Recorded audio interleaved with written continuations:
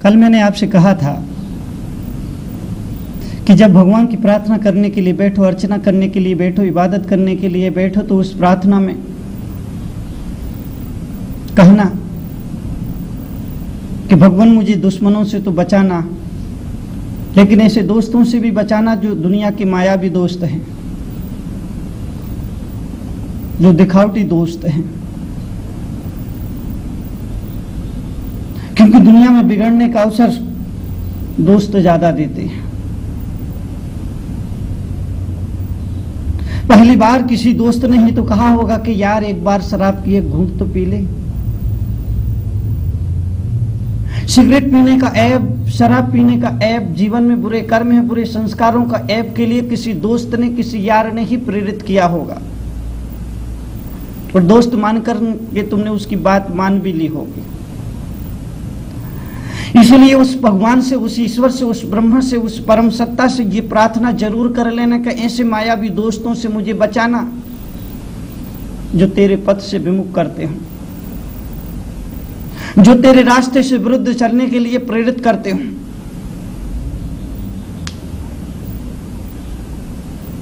आदमी गफलत में आ जाता है, आदमी नींद में आ जाता है, आदमी मूर्छा में आ जाता है, आदमी तंद्रा में आ जाता है। इसलिए उस मायावी दोस्तों से बचने की प्रार्थना भी लगे हाथ कर लेना, क्योंकि कई बार दोस्त के रूप में दुश्मन मिल जाया करते हैं और कई बार दुश्मन के रूप में दोस्त मिल जाया करते हैं। जिनको तुम दुश्मन समझते हो वो अक्सर दोस्त बन जाया करते हैं, और जिनको तुम दोस्त मानते हो वो अक्सर दुश्मन का काम किया करते हैं। बात में विरोधाभास है, लेकिन इस विरोधाभास में जीवन की सच्चाई है, जीवन की गहराई है, जीवन का यथार्थ है, जीवन का परमार्थ है, जीवन की वास्तविकता है। उसको भी समझने की कोशिश करना। जब कोई तुम्हारी आदतों पर प्रहार करता है, तुम्हारे संस्कारों पर प्रहार करता है, तुम्हारी आदतों से तुम्हें जगाता है, तो तुम्हें लगता है कि वो तुम्हारा दुश्मन है। जैसे आप जब सो रहे हो, माँ बेटा सो रहा है और माँ जगाने के लिए आती है, सुबह का वक्त होता है, ठंडी ठंडी हवा चल रही होती है, मीठी मीठी नींद आ रही होती है, तब माँ बेटे को आवाज देती है कि बेटा उठो, बेटा उठो। तो बेटे को लगता है जैसे माँ माना हो वो उसकी दुश्मन हो, क्योंकि जब जब कोई तुम्हारी आदतों पर प्रहार करता है, तुम्हारी नींद पर प्रहार करता है, तो वो प्रहार करने वाला तुम्हें अपना दुश्मन नजर आता है। उस बेटे को लगता है कि ये मेरी मां नहीं, ये दुश्मन है, ये शत्रु है, ये मुझे परेशान करती है, ये मुझे आराम नहीं करने देती है, ये चैन से सोने नहीं देती है। इसलिए वो बेटा जब उसकी माँ उसे जगाती है, नींद को तोड़ती है, तंद्रा को तोड़ती है, मूर्छा को तोड़ती है, तो उस बेटे को वो माँ दुश्मन नजर आती है। और ठीक इसी तरह से जब कोई ज्ञानी, कोई संत, कोई मुनि, कोई आचार्य, कोई ब्रह्म पुरुष, कोई तीर्थंकर पुरुष, कोई अवतारी पुरुष तुम्हारी आदतों पर प्रहार करता है, तुम्हारे चरित्र पर प्रहार करता है, तुम्हारी नींद पर प्रहार करता है, तुम्हें नींद से जगाता है, झकझोरता है, तो वो ज्ञानी पुरुष, वो संत पुरुष तुम्हें दुश्मन नजर आता है, वो शत्रु नजर आता है, वो तुम्हें पराया नजर आता है। इसलिए मैंने कहा कि दुश्मन कभी कभी मित्र नजर आता है और मित्र कभी कभी दुश्मन नजर आता है। बात समझने की है।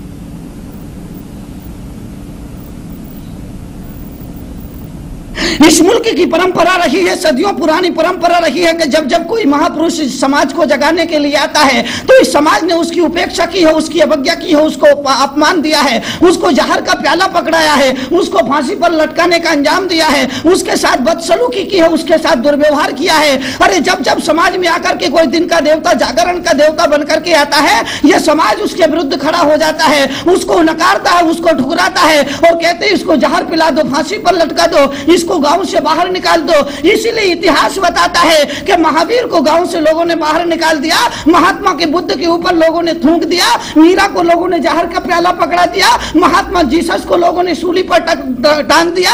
यह इतिहास इस बात का परिचायक है कि जब जब कोई तुम्हारे सामने दर्पण बन के आता है और उस दर्पण के सामने जब तुम खड़े होते हो, तो उस दर्पण में तुम्हें अपनी बुराइयां दिखने लगती है, कमजोरियां दिखने लगती है, अपनी टुटियां दिखने लगती है, अपनी असलियत दिखने लगती है। तो तुम कहते हो कि हटाओ इस दर्पण को, फोड़ दो इस दर्पण को, निकाल फेंको इस दर्पण को। मैं आपसे निवेदन यह करना चाहता हूं, संत मुनि तुम्हारे सामने दर्पण बन करके आते हैं, कोई मुनि अगर आ रहा है, कोई आचार्य अगर आ रहा है, कोई संत पुरुष अगर आ रहा है, तो वो तुम्हारे सामने दर्पण बन करके आया है और उस दर्पण में जाकर के दर्पण के सामने खड़े होकर के अपने चेहरे पर लगी हुई कालिमा को देख लेना और मिटा लेना। अपने चेहरे पर लगा हुआ धब्बा साफ कर लेना। अपने चेहरे पर लगा हुआ कोई कलंक है उसे मिटा लेना। यह उस दर्पण का उपयोग होता है, यह उस दर्पण की उपयोगिता होती है, यह उस दर्पण का प्रसंग होता है, यह दर्पण के लाभ लेने का एक अवसर होता है। लेकिन हमने हमेशा दर्पण को ठुकराया है।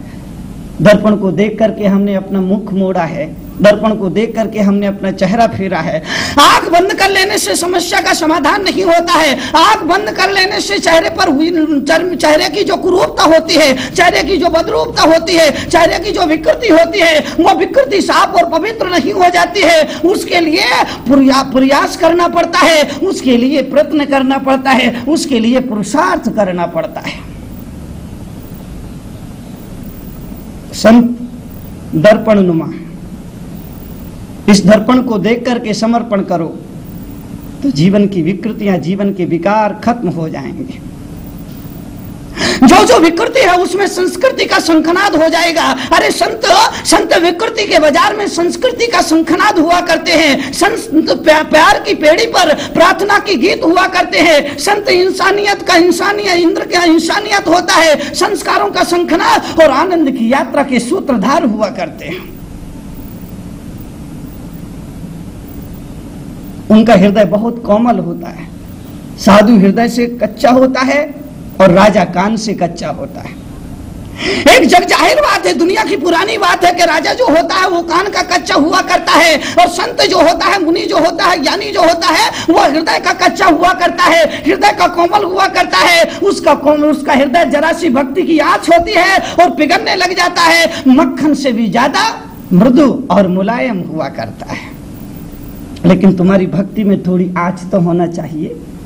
अरे प्रभु का मन है, प्रभु का हृदय है, प्रभु की स्वभाव है, प्रभु की जो करुणा है वो मक्खन से भी ज्यादा मुलायम है, मक्खन से भी ज्यादा मृदु है। लेकिन वो तभी पिघलता है जब भक्त की भक्ति में आँच हुआ करती है, जब भक्त की भक्ति में गर्मी हुआ करती है, जब भक्त की भक्ति में उष्णता हुआ करती है। अगर भक्ति में आँच नहीं तो वो प्रभु पिघलने के लिए राजी नहीं है। वो मुलायम जैसा, मृदु जैसा, मोम जैसा मुलायम दिल भी नहीं पिघल पाता। इसलिए मैंने कहा कि साधु हृदय का कच्चा होता है। लेकिन तुम्हारी भक्ति में आँच हो, ये भी जरा देख लेना। वो प्रभु बड़ा दयालु है, बड़ा करुणा रखता है, बड़ा दया भाव रखता है। हर पल हर क्षण अनुकंपा की वर्षा करता है, दया की बौछार करता है, करुणा की अमृत वर्षा करता है। लेकिन अगर हम आंख बंद करके बैठे हैं, हम सोए हुए हैं, उससे वंचित रहे